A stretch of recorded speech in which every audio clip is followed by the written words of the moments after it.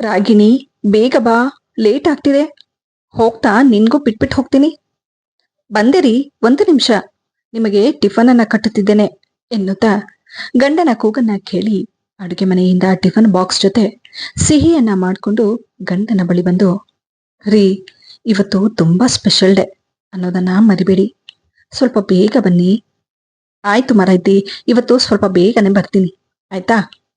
ಸರಿ, ಈಗ ಟೈಮ್ ಆಗ್ತಿದೆ, ಬೇಗ ಬಾ, ಹೊರಡೋಣ ಎಂದು ಹೇಳಿ ಸಂತೋಷದಿಂದ ಗಂಡ ಹಾಗೂ ಹೆಂಡತಿ ಇಬ್ರು ಮನೆಗೆ ಬೀಗವನ್ನ ಹಾಕಿ ರಾಗಿಣಿ ಆಫೀಸಿಗೆ ಹೊರಡಲು ತನ್ನ ಗಂಡನ ಜೊತೆ ಮನೆಯಿಂದ ಹೊರಬರ್ತಾ, ದಿನ ಆಫೀಸಿಗೆ ಹೋಗಲು ಕ್ಯಾಬ್ ಬರುತ್ತಿದ್ದ ರಾಗಿಣಿಗೆ ಅಂದು ಕ್ಯಾಬ್ ಬರದೆ ಇದ್ದ ಕಾರಣ ಗಂಡನೇ ಹೆಂಡತಿಗೆ ಆಫೀಸ್ ಬಳಿ ಬಿಟ್ಟು ಅವನು ಕೂಡ ತನ್ನ ಕೆಲಸಕ್ಕೆ ಹೊರಡ್ತಾನೆ.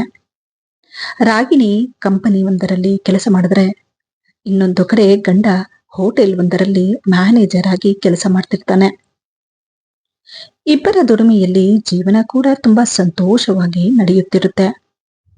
ಮದುವೆಯಾಗಿ 3 ವರ್ಷವಾದರೂ ಮಕ್ಕಳಿಲ್ಲದೆ ಇದ್ರೂ ಇಬ್ಬರ ಮಧ್ಯೆ ಯಾವುದೇ ರೀತಿ ಬಿರುಕು ಇಲ್ಲದೆ ಒಬ್ಬರನ್ನೊಬ್ಬರು ಅರ್ಥ ಮಾಡಿಕೊಂಡು ತುಂಬಾ ಸಂತೋಷವಾಗಿ ಜೀವನವನ್ನ ಕಳೆಯುತ್ತಿದ್ದ ಆ ಸಂಸಾರದಲ್ಲಿ ಅಂದು ಹೆಂಡತಿಯನ್ನು ಕೆಲಸಕ್ಕೆ ಬಿಟ್ಟು ಹೋದ ರಾಜೇಶ್ ತನ್ನ ಕೆಲಸಕ್ಕೆ ಹೊರಡ್ತಾನೆ.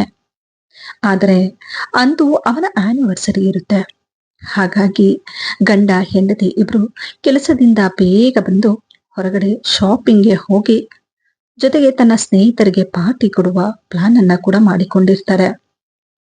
ಇದೇ ಕಾರಣದಿಂದಾಗಿ ಅಂದು ರಾಜೇಶ್ ಕೆಲಸದಿಂದ ಬೇಗ ಹೊರಡುವಾಗ ದಾರಿಯಲ್ಲಿ ಅವನ ಸ್ನೇಹಿತ ಸಿಗ್ತಾನೆ. ಮಾತಾಡ್ತಾ ಅವನ ಸ್ನೇಹಿತ ಹೇಳ್ತಾನೆ, ಅರೆ, ಏನಪ್ಪ ರಾಜೇಶ್, ಇವತ್ತು ತುಂಬಾ ಸಂತೋಷವಾಗಿರೋ ಹಾಗೆ ಕಾಣ್ತಿದೀಯಾ? ಅಂದ್ಹಾಗೆ ತುಂಬಾ ದಿನದಿಂದ ನಿನ್ನ ಹತ್ರ ಒಂದು ವಿಷಯ ಕೂಡ ಹೇಳ್ಬೇಕು ಅನ್ಕೊಂಡಿದ್ದೆ. ಬರ್ತಾ ಬರ್ತಾ ನಿನ್ನ ಹೆಂಡತಿ ಸ್ನೇಹಿತರ ಜೊತೆ ಹೋರಾಡೋದು ಜಾಸ್ತಿ ಮಾಡ್ಬಿಟ್ಟಿದ್ದಾಳೆ. ಮೊನ್ನೆ ನಾನು ಬಸ್ ಸ್ಟಾಪಿನಲ್ಲಿ ಬಸ್ಸಿಗಂತ ನಿಂತಿದ್ದೆ. ನಿನ್ನ ಹೆಂಡತಿ ಯಾರೋ ಗಂಡಸಿನ ಜೊತೆ ಮಾತಾಡ್ತಾ ಬರ್ತಿದ್ಲು. ನೋಡಪ್ಪ, ನಾನು ನಿನ್ನ ಒಳ್ಳೆದಕ್ಕೆ ಹೇಳ್ತಾ ಇರೋದು. ಕಾಲ ತುಂಬಾ ಕೆಟ್ಟೋಗಿದೆ. ಹೆಂಡತಿನ ನಿನ್ನ ಕಂಟ್ರೋಲ್ ಅಲ್ಲಿ ಇಟ್ಕೊಂಡಿದ್ರೇನೆ ನಿನಗೆ ಒಳ್ಳೇದು.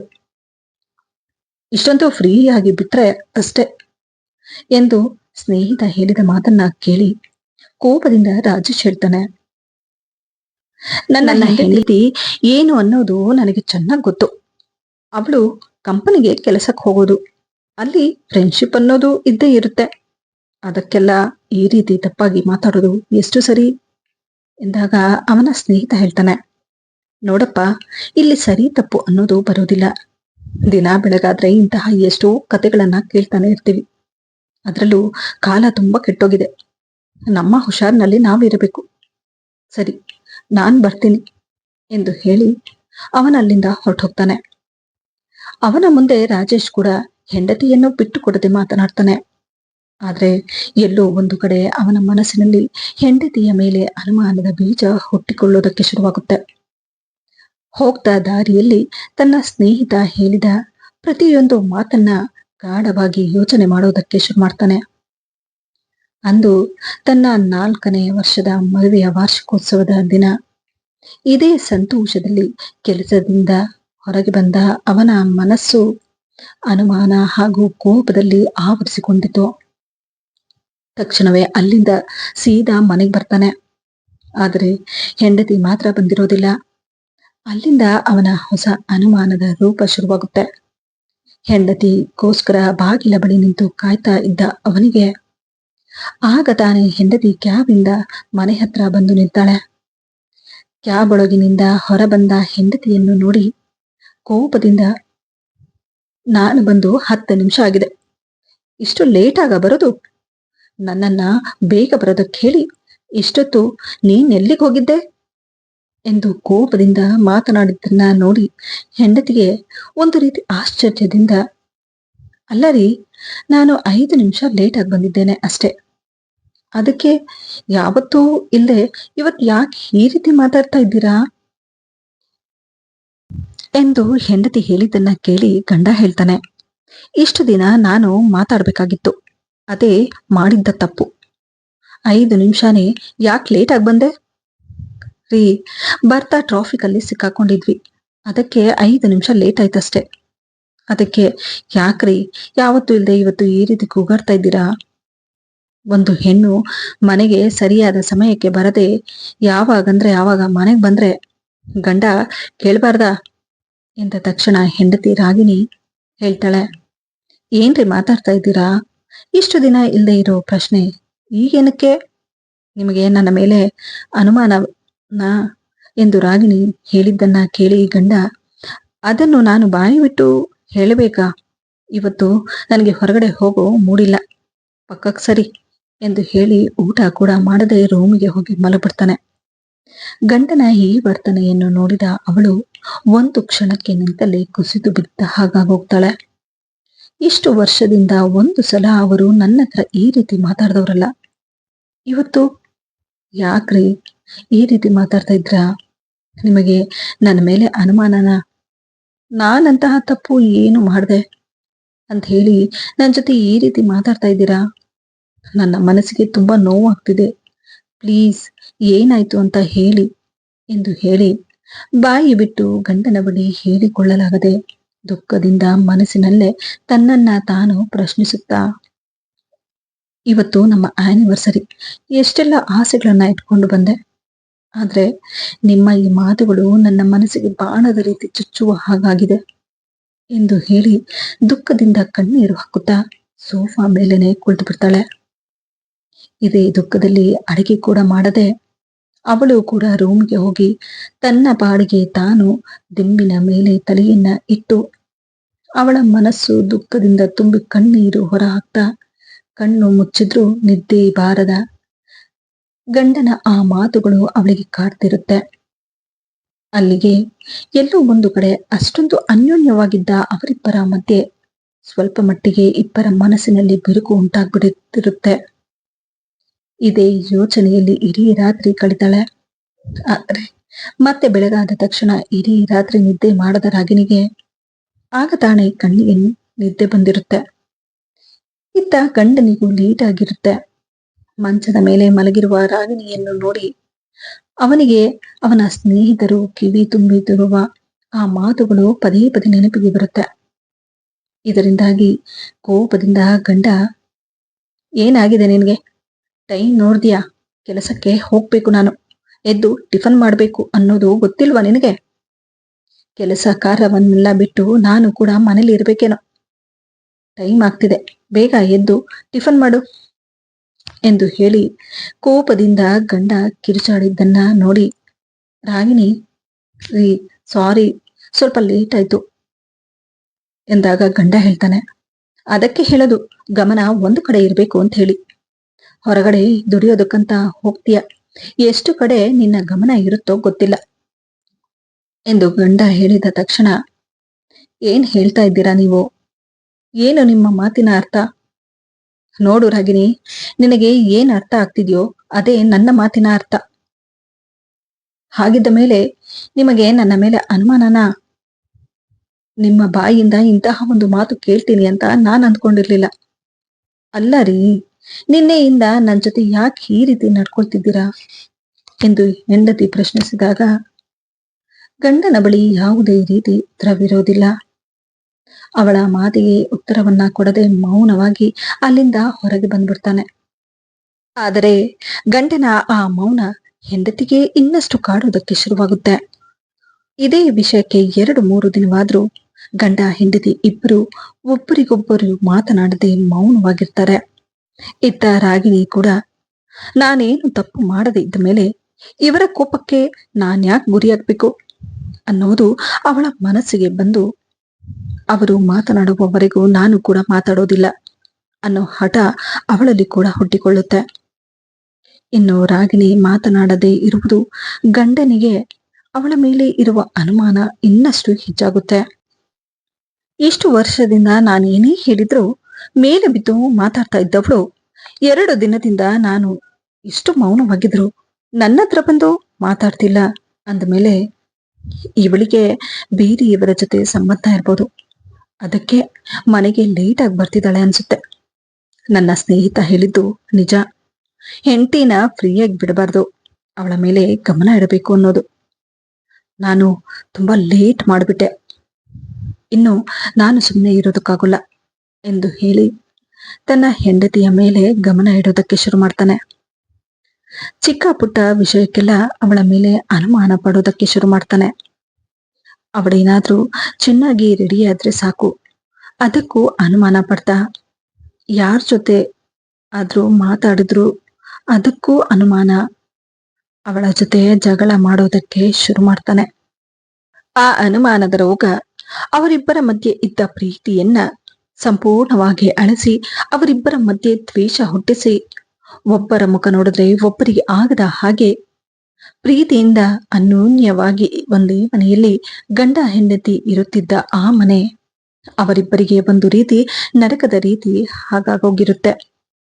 ಹೀಗೆ ದಿನಗಳು ಕಳೆದ ಹಾಗೆ ಅಂತೂ ರಾಗಿಣಿ ದಿನದ ಹಾಗೆ ಕೆಲಸಕ್ಕೆ ಹೋಗೋದಕ್ಕೆ ರೆಡಿ ಆಗ್ತಾ ಇರ್ತಾಳೆ. ಅಷ್ಟರಲ್ಲಿ ಅವಳಿಗೆ ಒಂದು ಫೋನ್ ಕಾಲ್ ಬರುತ್ತೆ. ಫೋನನ್ನ ರಿಸೀವ್ ಮಾಡಿದ ರಾಗಿಣಿ ಗಾಬರಿ ಪಡುತ್ತಾ, ಹೌದಾ, ಸರಿ, ಈಗ ನೀವೆಲ್ಲಿದ್ದೀರಾ? ಆಯ್ತು, ನಾನು ಅಲ್ಲಿ ಬರ್ತಿದ್ದೀನಿ ಎಂದು ಹೇಳಿ ಫೋನನ್ನ ಕಟ್ ಮಾಡಿದ್ದನ್ನ ನೋಡಿ ತನ್ನ ಶೂ ಪಾಲಿಶ್ ಮಾಡಿಕೊಳ್ಳುತ್ತಿದ್ದ ಗಂಡ, ಯಾರದು ಫೋನು? ಯಾರತ್ರ ಅಷ್ಟು ಕ್ಲೋಸ್ ಆಗಿ ಮಾತಾಡ್ತಾ ಇದ್ದೆ ಎಂದಾಗ ಗಂಡನ ಮಾತನ್ನ ಕೇಳಿ ಹೆಂಡತಿ ಹೇಳ್ತಾಳೆ, ನೋಡಿ, ಅರ್ಜೆಂಟ್ ಆಗಿ ನಾನು ಹೋಗ್ಬೇಕು, ಸದ್ಯಕ್ಕೆ ಈಗ ಏನು ಹೇಳೋದಕ್ಕಾಗಲ್ಲ. ರಾಗಿಣಿ, ಯಾಕೋ ಮಿತಿ ಮೀರ್ತಿದ್ಯಾ? ನೋಡಿ, ನೀವ್ ಏನ್ ಬೇಕಾದ್ರೂ ತಿಳ್ಕೊಳ್ಳಿ, ಪರವಾಗಿಲ್ಲ, ನಾನು ಹೊರಡ್ತಿದ್ದೀನಿ ಎಂದು ಹೇಳಿ ರಾಗಿಣಿ ತನ್ನ ಬ್ಯಾಗ್ ಅನ್ನ ಎತ್ಕೊಂಡು ಮೌನವಾಗಿ ಸೀದಾ ಅಲ್ಲಿಂದ ಹೊರಟೋಗ್ತಾಳೆ. ರಾಗಿಣಿಯ ಆ ಒಂದು ಮಾತು ಇಬ್ಬರ ಮಧ್ಯೆ ಇದ್ದ ಬಿರುಕು ಇನ್ನಷ್ಟು ಹೆಚ್ಚಿಸುತ್ತೆ. ಗಂಡ ಕೋಪದಿಂದ, ಎಷ್ಟು ಧೈರ್ಯ ಇದ್ರೆ ನೀನು ಗಂಡ ಅನ್ನೋದನ್ನು ಕೂಡ ಲೆಕ್ಕಿಸದೆ ಈ ರೀತಿ ಕೇಳಿದ್ದಕ್ಕೆ ಉತ್ತರ ಕೂಡ ಕೊಡದೆ ಎದುರು ಮಾತಾಡಿ ಹೋಗ್ತಿದ್ಯಾ ಅಂತಂದ ಮೇಲೆ ನಿನಗೆ ಯಾರ ಜೊತೆನೂ ಸಂಬಂಧ ಇದೆ ಅನ್ನೋದು ನಿಜವಾಯ್ತು. ಇನ್ನು ನನ್ನ ಅನುಮಾನ ಕೂಡ ನಿಜ. ನನ್ನ ಕಣ್ಣ ಮುಂದೆ ಇಷ್ಟೆಲ್ಲ ನಡೆದ್ರು ನಾನು ಸುಮ್ಮನೆ ಇದ್ರೆ ಆಗೋದಿಲ್ಲ. ಇವತ್ತು ನಾನು ಕೆಲಸಕ್ಕೆ ಹೋಗದೇ ಇದ್ರೂ ಪರವಾಗಿಲ್ಲ, ನಿನ್ನ ಈ ಕಳ್ಳಾಟವನ್ನ ಕಂಡಿಡಿಲೇಬೇಕು ಎಂದು ಹೇಳಿ ಅಂದು ಕೆಲಸಕ್ಕೆ ಹೋಗುತ್ತಿದ್ದ ಅವನು ಹೆಂಡತಿಯ ಮೇಲಿದ್ದ ಅನುಮಾನ, ಹೆಂಡತಿಯ ಮೇಲಿದ್ದ ಅವನ ಆ ಪ್ರೀತಿಯನ್ನ ಕೊಂದು ಅನುಮಾನದ ಆ ಬೀಜ ಮರವಾಗಿ ತನ್ನ ಸಂಸಾರವನ್ನೇ ಹಾಳು ಮಾಡಿಕೊಳ್ಳಲು ಕೆಲಸಕ್ಕೆ ಹೋಗದೆ ತನ್ನ ಹೆಂಡತಿಯನ್ನು ಫಾಲೋ ಮಾಡೋದಕ್ಕೆ ಹೊರಡ್ತಾನೆ. ಮನೆಯಿಂದ ಸೀದಾ ಆಟೋ ಸ್ಟ್ಯಾಂಡ್ಗೆ ಹೋಗಿ ಹೆಂಡತಿ ಹೋಗುತ್ತಿದ್ದ ಗಾಡಿಯನ್ನ ಫಾಲೋ ಮಾಡ್ತಾ ಹೊರಟ ಆಟೋಲಿ ಕುಳಿತ ಅವನಿಗೆ ಮುಖದಲ್ಲಿ ಒಂದು ರೀತಿ ಕೋಪ ಆವರಿಸಿಕೊಂಡಿದ್ರೆ ಇನ್ನೊಂದು ಕಡೆ ಆತಂಕ ಶುರುವಾಗುತ್ತೆ. ನಾನು ಅಂದುಕೊಂಡ ಹಾಗೆ ಇವಳೇನಾದ್ರೂ ಬೇರೆಯವರ ಜೊತೆ ಸಂಬಂಧ ಇಟ್ಕೊಂಡು ನನಗೆ ಮೋಸ ಮಾಡಿ ಅವನ ಜೊತೆ ಹೊರಟೋದ್ರೆ ಬಾ, ನನ್ನ ತಲೆ ಕೆಟ್ಟು ಹೋಗ್ತಿದೆ. ಛೇ, ಎಂತಹವಳನ್ನ ನಾನು ಮದುವೆಯಾದೆ. ನಾನು ಕೆಲಸಕ್ಕೆ ಕಳಿಸಿದ್ದೇ ತಪ್ಪಾಗೋಯ್ತು. ಬಾಯಿ ಮುಚ್ಕೊಂಡು ಮನೆಯಲ್ಲಿ ಬಿತ್ತಿರು ಅಂತ ಹೇಳಿದ್ದಿದ್ರೆ ಇವತ್ತು ಇಂಥ ಪರಿಸ್ಥಿತಿ ಬರ್ತಾ ಇರ್ಲಿಲ್ಲ ಅನಿಸ್ತಿದೆ ಅಂತ ಹೇಳಿ ಅವನ ಮನಸ್ಸಿನಲ್ಲಿ ಇದೇ ರೀತಿ 108 ಪ್ರಶ್ನೆಗಳು ಹುಟ್ಟಿಕೊಳ್ಳುತ್ತೆ. ಆದರೆ ಹೆಂಡತಿಯನ್ನು ಫಾಲೋ ಮಾಡ್ತಾ ಹೋದ ಅವನಿಗೆ ಅವಳ ಹೆಂಡತಿ ಕೆಲಸಕ್ಕೆ ಹೋಗದೆ ದಾರಿಯನ್ನ ಬದಲಾಯಿಸಿದನ್ನ ನೋಡಿ ಅವನು ಇನ್ನಷ್ಟು ಗಾಬರಿಯಾಗ್ತಾ ಅವಳ ಮೇಲಿದ್ದ ಅವನ ಅನುಮಾನ ಇನ್ನಷ್ಟು ಗಟ್ಟಿಯಾಗುತ್ತೆ. ಕೊನೆಗೂ ಅವನ ಹೆಂಡತಿ ಒಂದು ಮನೆಯ ಮುಂದೆ ಹೋಗಿ ಕ್ಯಾಬ್ ಅನ್ನು ನಿಲ್ಲಿಸ್ತಾಳೆ. ಅಲ್ಲಿಂದ ಗಾಬರಿ ಪಡುತ್ತಾ ಆ ಮನೆಯ ಒಳಗೆ ಹೋಗ್ತಾಳೆ. ಹೆಂಡತಿಯನ್ನು ಫಾಲೋ ಮಾಡ್ತಾ ಇದ್ದ ಗಂಡ ಆಟೋವನ್ನ ಆ ಮನೆಯ ಮುಂದೆ ನಿಲ್ಲಿಸಿ ಆಟೋ ಡ್ರೈವರ್ಗೆ ದುಡ್ಡನ್ನ ಕೊಟ್ಟು ಕಾತುರದಿಂದ ಅವನು ಮನೆಯ ಕಿಟಕಿಯ ಪಕ್ಕದಲ್ಲಿ ನಿಂತು ಆ ಮನೆಯ ಒಳಗೆ ನೋಡ್ತಾನೆ. ಆದರೆ ಅಲ್ಲಿಯ ಘಟನೆಯನ್ನ ನೋಡಿ ಅವನು ಒಂದು ಕ್ಷಣಕ್ಕೆ ಬಿಚ್ಚಿ ಬೀಳ್ತಾನೆ. ಆ ಮನೆಯ ಒಳಗೆ ಅವನ ಹೆಂಡತಿ ಹಾಗೂ ಆ ವಾಚ್ಮೆನ್ ಜೊತೆ ಇದ್ದಿದ್ದನ್ನ ನೋಡಿ ಒಂದು ಕ್ಷಣಕ್ಕೆ ಅವನ ಕೋಪ ನೆತ್ತಿಗೇರಿ ತಕ್ಷಣವೇ ಮನೆಯ ಒಳಗೆ ಹೋಗುವುದಕ್ಕೆ ತನ್ನ ಹೆಜ್ಜೆಯನ್ನ ಮುಂದಿಡ್ತಾನೆ. ಅಷ್ಟರಲ್ಲಿ ಮನೆಯ ಒಳಗಿನಿಂದ, ರಮಣ್ಣ, ಏನು ಭಯ ಪಡಬೇಡಿ, ನಾನಿದ್ದೇನೆ. ತಕ್ಷಣವೇ ಮಗುನ ಆಸ್ಪತ್ರೆಗೆ ಕರ್ಕೊಂಡು ಹೋಗೋಣ. ನನ್ನ ಕ್ಯಾಬ್ ಡ್ರೈವರ್ ಕೂಡ ಹೆಚ್ಚು ದೂರ ಏನು ಹೋಗಿರೋದಿಲ್ಲ ಅನ್ಸುತ್ತೆ. ನಾನು ಕ್ಯಾಬಿಗೆ ಫೋನ್ ಮಾಡ್ತೀನಿ, ಬೇಗ ಮಗುನ ಎತ್ಕೊಳ್ಳಿ ಎಂದು ಹೇಳಿ ರಾಗಿಣಿ ಬಾಗಿಲ ಹೊರಗೆ ಬರ್ತಾಳೆ. ಅದನ್ನು ನೋಡಿದ ಗಂಡ ಪಕ್ಕಕ್ಕೆ ಹೋಗಿ ಮರದ ಹಿಂದೆ ಹೋಗಿ ಬಚ್ಚಿಕೊಳ್ತಾನೆ. ಅಲ್ಲಿಗೆ ಇಷ್ಟು ದಿನದಿಂದ ನಾನು ಅವಳ ಮೇಲೆ ಪಟ್ಟ ಅನುಮಾನ ನಿಜ ಆಗಿದೆ. ನನ್ನ ಸ್ನೇಹಿತ ಹೇಳಿದ್ದು ನಿಜಾನೇ. ಇನ್ನ ಇವಳನ್ನ ನಾನು ಬಿಡೋದಿಲ್ಲ. ವಾಚ್ಮನ್ ಜೊತೆ ಇವಳಿಗೇನು ಸಂಬಂಧ ಇದೆ? ಜೊತೆಗೆ ಆ ಮಗು ಯಾರ್ದಿರ್ಬೋದು? ನನಗೆ ಗೊತ್ತಿಲ್ಲದೆ. ಓ ಮೈ ಗಾಡ್, ಇಂತಹ ಕೆಲಸ ಮಾಡ್ತಾರಂತ ನಾನು ಅಂದ್ಕೊಂಡಿರ್ಲಿಲ್ಲ. ನನಗೆ ಮೋಸ ಮಾಡ್ಬಿಟ್ಲು. ನನ್ನ ಬೆನ್ನ ಹಿಂದೆ ಇವಳು ಇಷ್ಟೆಲ್ಲ ಆಟ ಆಡ್ತಿದ್ದಳ? ಇಲ್ಲ, ಇವತ್ತು ಎಲ್ಲ ಅವಳು ಹೇಳಲೇಬೇಕು. ಇಲ್ಲದೆ ಹೋದ್ರೆ ಅವಳನ್ನ ನಾನು ಸುಮ್ಮನೆ ಬಿಡೋದಿಲ್ಲ. ಎಲ್ಲಿಗೆ ಹೋಗ್ತಾ ಇದ್ದಾಳೆ ಅನ್ನೋದನ್ನ ನೋಡ್ಲೇಬೇಕು ಅಂತ ಹೇಳಿ ತಕ್ಷಣವೇ ಅವನು ಅವಳನ್ನ ಫಾಲೋ ಮಾಡ್ತಾ ಬರ್ತಾನೆ. ಇನ್ನು ರಾಗಿಣಿ ಹಾಗೂ ಆ ವಾಚ್ಮೆನ್ ಮಗು ಜೊತೆ ದೊಡ್ಡದಾದ ಒಂದು ಆಸ್ಪತ್ರೆಯ ಒಳಗೆ ಹೋಗ್ತಾರೆ. ಅಲ್ಲಿಂದ ರಾಗಿಣಿ ಡಾಕ್ಟರ್ ಬಳಿ ಮಾತನಾಡ್ತಾ, ಸರ್, ಮಗುಗೆ ತಲೆನೋವು ಜಾಸ್ತಿ ಆಗಿದೆ ಎಂದಾಗ ಡಾಕ್ಟರ್ ಹೇಳ್ತಾರೆ, ನೋಡಿ ಮೇಡಮ್, ನಾವು ಹೇಳಿದ ಹಾಗೆ ಆ ಮಗುವಿಗೆ ಆಪರೇಷನ್ ಮಾಡದೆ ಹೋದ್ರೆ ಉಳಿಯೋದಿಲ್ಲ ಅಂತ ನಾವು ಮೊದಲೇ ಹೇಳಿದ್ವಿ. ಇಲ್ಲದೆ ಹೋದ್ರೆ ಮಗು ಉಳಿಯೋದಿಲ್ಲ ಅಂತ ಕೂಡ ನಾವು ಹೇಳಿದ್ವಿ. ದುಡ್ಡನ್ನ ಅರೇಂಜ್ ಮಾಡ್ಕೊಂಡು ಬನ್ನಿ. ಸರ್, ನೀವು ಹೇಳಿದ ಹಾಗೆ ದುಡ್ಡನ್ನ ನಾನು ಅರೇಂಜ್ ಮಾಡ್ಕೊಂಡಿದ್ದೀನಿ. ಅದಕ್ಕೆ ಬೇಕಾದಷ್ಟು ಸ್ವಲ್ಪ ದುಡ್ಡನ್ನ ಈಗಲೇ ಕಟ್ತೀನಿ. ಮೊದಲು ಮಗುಗೆ ಆಪರೇಷನ್ ಮಾಡಿ, ಆಪರೇಷನ್ ಆದ್ಮೇಲೆ ಮಿಕ್ಕಿದ ದುಡ್ಡನ್ನ ಕೊಡ್ತೀನಿ ಎಂದಾಗ ಆ ಡಾಕ್ಟರ್ ಹೇಳ್ತಾರೆ, ಸರಿ, ಹಾಗಾದ್ರೆ ಆಪರೇಷನ್ಗಿಂತ ಮುಂಚೆ ನೀವು ಕೂಡ ಸಹಿ ಆಗ್ಬೇಕು. ಇನ್ನು ಕೆಲವು ಪ್ರೊಸೆಸ್ಗಳನ್ನು ಕೂಡ ಪೂರ್ತಿ ಮಾಡೋದು. ನಾವು ಆಪರೇಷನ್ಗೆ ರೆಡಿ ಮಾಡ್ಕೊಳ್ತೇವೆ ಎಂದು ಹೇಳಿ ಡಾಕ್ಟರ್ ಹೊರಡ್ತಾರೆ. ಇತ್ತ ಅವಳು ಕೂಡ ಕೆಲವು ಫಾರಂಗಳನ್ನ ತುಂಬುವುದಕ್ಕಂತ ಹೇಳಿ ಹೊರಡ್ತಾಳೆ. ಇದನ್ನೆಲ್ಲ ಪಕ್ಕದಲ್ಲೇ ನಿಂತ್ಕೊಂಡು ಕೇಳಿಸಿಕೊಳ್ಳುತ್ತಿದ್ದ ಅವಳ ಗಂಡ ಆ ಕ್ಷಣಕ್ಕೆ ಕೋಪದಿಂದ ತಪ್ಪಿಬ್ಬಾಗಿ ನಿಂತು ಬಿಡ್ತಾನೆ. ಇವಳು ಇಷ್ಟೊಂದು ಮುಂದುವರೆದಿದ್ದಾಳೆ. ಇಷ್ಟು ವರ್ಷದಿಂದ ಆ ವಾಚ್ಮೆನ್ ಜೊತೆ ಸಂಬಂಧನ ಇಟ್ಕೊಂಡು ನನಗೆ ಮೋಸ ಮಾಡಿ ಇಷ್ಟೆಲ್ಲ ಮುಂದುವರೆದಿದ್ದಾಳೆ ಅಂತಂದ ಮೇಲೆ ಇನ್ನು ನಾನು ಅವಳನ್ನ ಬಿಡೋದಿಲ್ಲ. ಅದೇನಾಗುತ್ತೋ ಆಗ್ಲಿ ಅಂತ ಹೇಳಿ ಕೋಪದಿಂದ ಅವಳ ಬಳಿ ಬರೋದಕ್ಕೆ ಬಂದಾಗ ಅಷ್ಟರಲ್ಲಿ ಆ ವಾಚ್ಮೆನ್,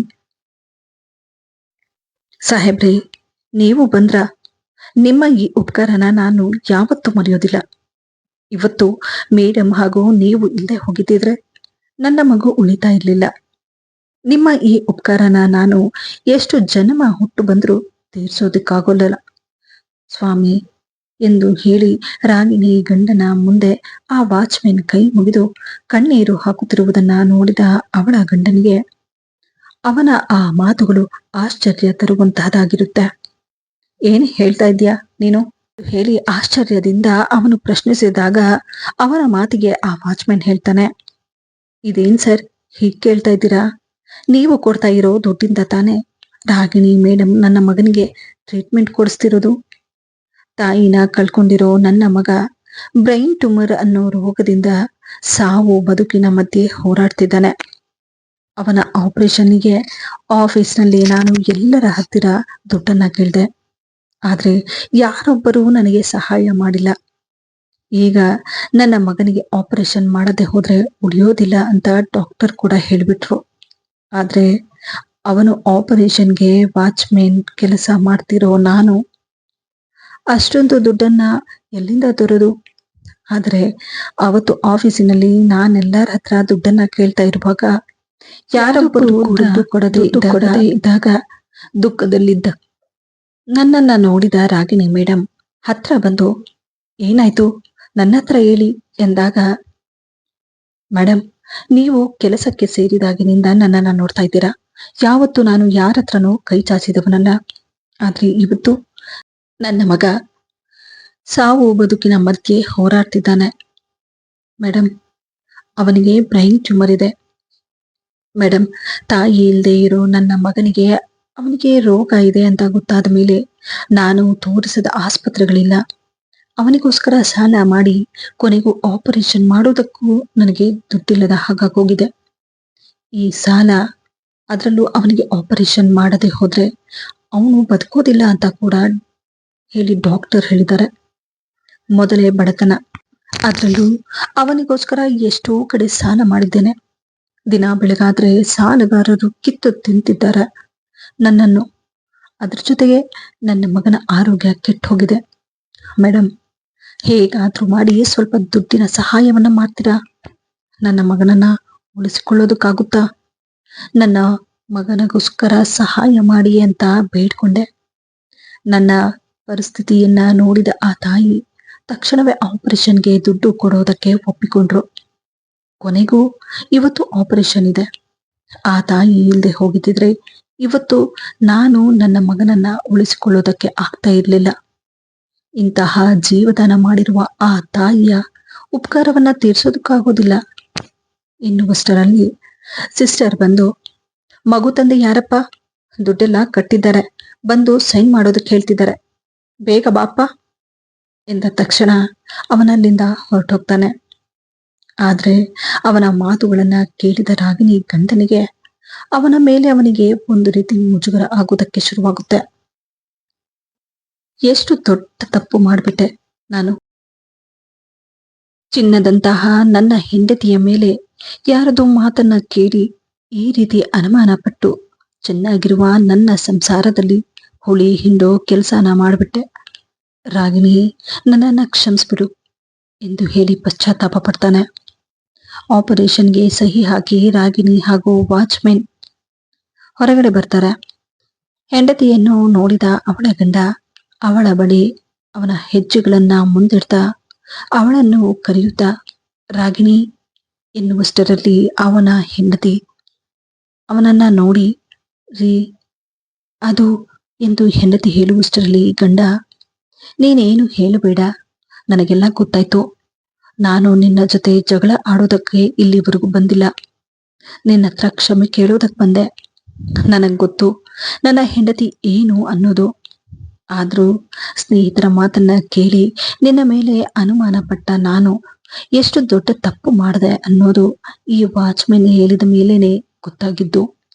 ದಯವಿಟ್ಟು ನನ್ನನ್ನ ಕ್ಷಮಿಸಿಬಿಡು ಎಂದಾಗ ರಾಗಿಣಿ ಹೇಳ್ತಾಳೆ, ಇಲ್ಲ ರೀ, ಇದರಲ್ಲಿ ನಿಮ್ಮ ತಪ್ಪು ಏನೂ ಇಲ್ಲ. ಆದ್ರೆ ನೀವು ತಪ್ಪು ಮಾಡಿದ್ದು ಬೇರೆಯವರ ಮಾತನ್ನ ಕೇಳಿ ನಿಮ್ಮ ಸಂಸಾರವನ್ನೇ ಹಾಳು ಮಾಡಿಕೊಳ್ಳೋದಕ್ಕೆ ಹೊಟ್ಟಿದ್ರಿ. ಅದೇ ನೀವು ಮಾಡಿದ ತಪ್ಪು. ನೋಡಿ ಪಾಪ, ಆ ವಾಚ್ಮೆನ್ ತನ್ನ ಮಗನಿಗಾಗಿ ಪಡಬಾರದಂತಹ ಕಷ್ಟಗಳನ್ನ ಪಡ್ತಾ ಬೇರೆಯವರ ಹತ್ರ ಭಿಕ್ಷೆ ಬೇಡ್ತಾ ಇರೋದು ನನ್ನ ಕಣ್ಣಲ್ಲಿ ನೋಡೋದಕ್ಕಾಗ್ಲಿಲ್ಲ. ಅದಕ್ಕೆ ನಾನು ಸೇವ್ ಮಾಡಿದ್ದ ದುಡ್ಡನ್ನೆಲ್ಲ ಆ ಮಗು ಆಪರೇಷನ್ಗಂತ ಕೊಟ್ಟೆ. ಕೆಲವೊಮ್ಮೆ ನಾನು ಆಫೀಸಿನಿಂದ ಲೇಟ್ ಆಗಿ ಬರ್ತಾ ಇದ್ದಿತ್ತು ಆ ಮಗುವಿಗೆ ಆಸ್ಪತ್ರೆಗೆ ಕರೆದುಕೊಂಡು ಹೋಗಿ ಟ್ರೀಟ್ಮೆಂಟ್ ಕೊಡಿಸಿ ಮನೆಗೆ ಬರೋವರೆಗೂ ಸ್ವಲ್ಪ ಲೇಟ್ ಆಗ್ತಿತ್ತು. ಇದನ್ನೆಲ್ಲ ನಿಮ್ಮ ಹತ್ರ ಹೇಳ್ಕೊಳ್ಬೇಕು ಅಂದ್ಕೊಂಡಿದ್ದೆ. ಆದ್ರೆ ಇದ್ದಕ್ಕಿದ್ದ ಹಾಗೆ ನೀವು ನನ್ನ ಮೇಲೆ ಅನುಮಾನ ಪಟ್ಟು ಜಗಳ ಆಡೋದಕ್ಕೆ ಶುರು ಮಾಡಿದ್ರಿ. ಅದ್ರ ಮಧ್ಯೆ ಇದನ್ನೆಲ್ಲ ಹೇಳಿದ್ರೆ ನಿಮ್ಮ ಅನುಮಾನ ಇನ್ನೂ ಹೆಚ್ಚಾಗುತ್ತೆ ಅಂತ ಹೇಳಿ ಇದನ್ನೆಲ್ಲ ಹೇಳೋದಕ್ಕೆ ಹೋಗ್ಲಿಲ್ಲ. ಇದರಲ್ಲಿ ನಾನೇನಾದ್ರೂ ತಪ್ಪು ಮಾಡಿದ್ದೇನೆ ಅಂತ ನಿಮ್ಗೇನಾದ್ರೂ ಅನ್ಸಿದ್ರೆ ನೀವು ಏನು ಶಿಕ್ಷೆ ಕೊಡ್ತಿರೋ ಅದನ್ನ ನಾನು ಅನುಭವಿಸೋದಕ್ಕೆ ಸಿದ್ಧವಾಗಿದ್ದೇನೆ ಎಂದಾಗ ಗಂಡ ಹೇಳ್ತಾನೆ, ಅಯ್ಯೋ ದೇವ್ರೇ, ಎಂತ ಮಾತು ಹೇಳ್ತಾ ಇದ್ಯಾ ಕಣೆ ನೀನು. ನಾನು ನಿನ್ನ ಮೇಲೆ ಅನುಮಾನ ಪಟ್ಟಿದ್ದು ನಿಜ. ಹಾಗಂತ ಹೇಳಿ ನನಗೆ ಮನುಷ್ಯತ್ವ ಅನ್ನೋದಿಲ್ವಾ? ಮನುಷ್ಯನಿಗಿಂತ ದುಡ್ಡು ಹೆಚ್ಚೇನಲ್ಲ. ದುಡ್ಡನ್ನ ಯಾವಾಗ ಬೇಕಾದ್ರೂ ಸಂಪಾದನೆ ಮಾಡಿಕೊಳ್ಳಬಹುದು. ಆದ್ರೆ ಕಷ್ಟದಲ್ಲಿರುವವರಿಗೆ ಸಹಾಯ ಮಾಡೋದು ಎಷ್ಟು ದೊಡ್ಡ ಪುಣ್ಯದ ಕೆಲಸ. ಅದನ್ನ ನಾನು ಬೇಡ ಅಂತ ಹೇಳ್ತೀನ? ನನಗೆ ಇನ್ನೂ ಹೆಮ್ಮೆ ಆಗ್ತಿದೆ, ನನ್ನ ಹೆಂಡತಿ ಎಷ್ಟು ಒಳ್ಳೆ ಕೆಲಸ ಮಾಡ್ತಿದ್ದಾಳೆ ಅಂತ ಹೇಳಿ ಎಂದು ಹೇಳಿ ತನ್ನ ಹೆಂಡತಿಯನ್ನು ತಪ್ಪಿಕೊಂಡು, ರಾಗಿಣಿ, ನಾನು ನಿನ್ನ ಮನಸ್ಸಿಗೆ ತುಂಬಾ ನೋಯಿಸ್ಬಿಟ್ಟೆ, ನನ್ನನ್ನ ಕ್ಷಮಿಸು. ಆ ಮಗು ಆಪರೇಷನ್ ಆಗುವವರೆಗೂ ನಾನು ಕೂಡ ನಿನ್ ಜೊತೆಲಿ ಇರ್ತೀನಿ ಎನ್ನುತ್ತಾ ಆ ವಾಚ್ಮೆನ್ ಬಳಿ ಹೋಗಿ ನೋಡಿ, ನೀವೇನು ಭಯ ಪಡಬೇಡಿ, ಎಲ್ಲ ಒಳ್ಳೇದಾಗುತ್ತೆ ಎಂದು ಹೇಳಿ ತಾನು ಮಾಡಿದ ತಪ್ಪಿನ ಅರಿವು ಅವನಿಗಾಗಿ ತನ್ನ ಹೆಂಡತಿಯ ಬಳಿ ಕ್ಷಮೆ ಕೇಳಿ, ತನ್ನ ಸ್ನೇಹಿತರ ಮಾತನ್ನ ಕೇಳಿ ತನ್ನ ಮನಸ್ಸನ್ನು ಕಲ್ಮಶ ಮಾಡಿಕೊಂಡಿದ್ದ ಅವನು, ನನ್ನ ಜೀವನದಲ್ಲಿ ಇದೊಂದು ರೀತಿ ಪಾಠ ಇದ್ದ ಹಾಗೆ. ಸುಖವಾಗಿರುವ ಸಂಸಾರದಲ್ಲಿ ಮೂರನೆಯವರಿಗೆ ಜಾಗ ಕೊಡಬಾರದು. ಇದರಿಂದಾಗಿ ನಮ್ಮ ಸಂಸಾರನೇ ಹಾಳಾಗುತ್ತೆ. ಗಂಡ ಹೆಂಡತಿಯ ಮಧ್ಯೆ ನಂಬಿಕೆ ಅನ್ನುವುದು ಎಷ್ಟು ಮುಖ್ಯ ಅನ್ನೋದು ನನಗೆ ಈಗ ಅರ್ಥ ಆಗ್ತಿದೆ ಅನ್ನೋದನ್ನ ಅರ್ಥ ಮಾಡಿಕೊಂಡು ಗಂಡ ಹೆಂಡತಿ ಮಧ್ಯೆ ಮತ್ತೆ ಯಾವುದೇ ರೀತಿ ಬಿರುಕು ಬರದ ಹಾಗೆ ಗಂಡ ಹೆಂಡತಿ ಮತ್ತೆ ಸುಖ ಹಾಗೂ ಸಂತೋಷದಿಂದ ಜೀವನವನ್ನ ಮಾಡ್ತಾರೆ. ಈ ವಿಡಿಯೋದಿಂದ ನಿಮಗೇನಾದರೂ ಉಪಯೋಗವಾದಲ್ಲಿ ವಿಡಿಯೋಗೆ ಒಂದು ಲೈಕ್ ಮಾಡಿ, ಆದಷ್ಟು ನನ್ನ ವಿಡಿಯೋಸ್ ಅನ್ನ ಶೇರ್ ಮಾಡಿ ಹಾಗೂ ನನ್ನ ಚಾನೆಲ್ ಅನ್ನ ಸಬ್ಸ್ಕ್ರೈಬ್ ಮಾಡುವುದನ್ನ ಮರೆಯಬೇಡಿ.